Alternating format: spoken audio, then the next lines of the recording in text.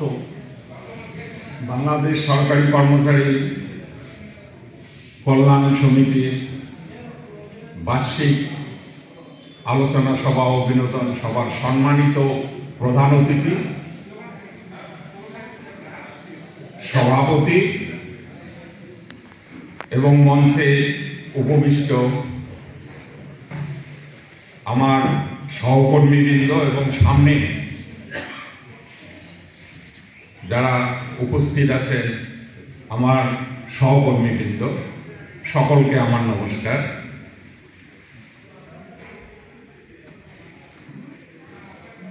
এটা নিঃসন্দেহে একটা সেবামূলক প্রতিষ্ঠান এবং আমি এবারেই প্রথম এই অনুষ্ঠানে উপস্থিত হয়েছি। মোটামুটি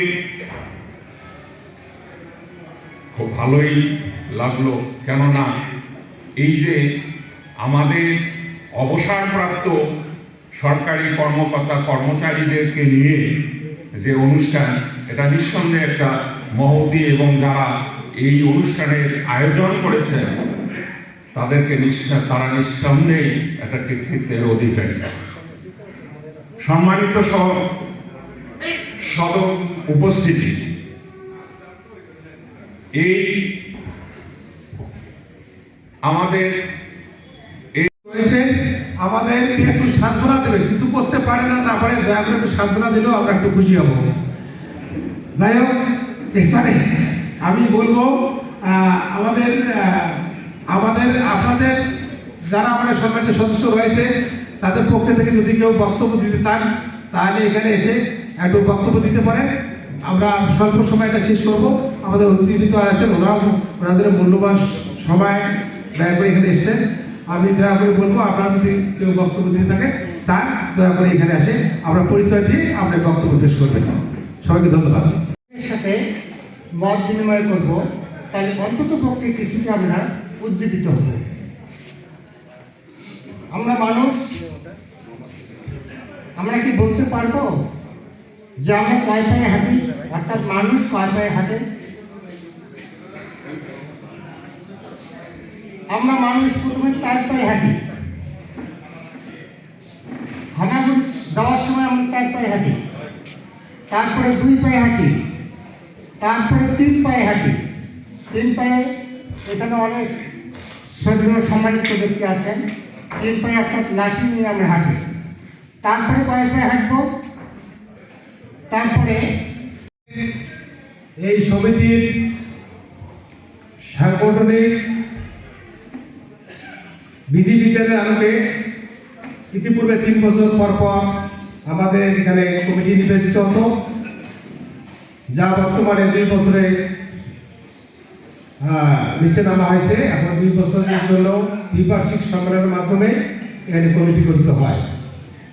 তার আলোকে আমরা গঠনতন্ত্রের বিধিবিধান মোতাবেক আমরা ব্যবস্থা গ্রহণ করেছি এবং এখানে একটি নির্বাচন কমিশন গঠন করা হয়েছিল, যার প্রধান নির্বাচন কমিশনার হচ্ছেন জনাব প্রদীপ কুমার রায় মহোদয়, অধ্যক্ষ প্রদীপ কুমার রায় মহোদয়, এবং 2 জন সহকারী ছিলেন, জনাব মোহাম্মদ আব্দুল কুদ্দুস মন্ডল, আব্দুল কুদ্দুস খন্দকার, আর একজন ছিলেন জাহানারা বেগম। এই 3 জনের সমন্বয়ে আমরা একটা নির্বাচন কমিশন গঠন করেছিলাম। তেনারা এই নির্বাচন কমিশন তাদের নির্ধারিত বিধিবিধান মেনে ওনারা কমিটি নির্বাচিত করেছেন। আমি আজকে এই প্রধান নির্বাচন কমিশনের বিরুদ্ধে অনুরোধ জানাচ্ছি, আমাদের এই নির্বাচনের ফলাফল আজকে ঘোষণা করবেন। যার কারণে আমি ওনাকে বলছি, আপনাকে বিনীত অনুরোধ করতেছি, আপনি আজকে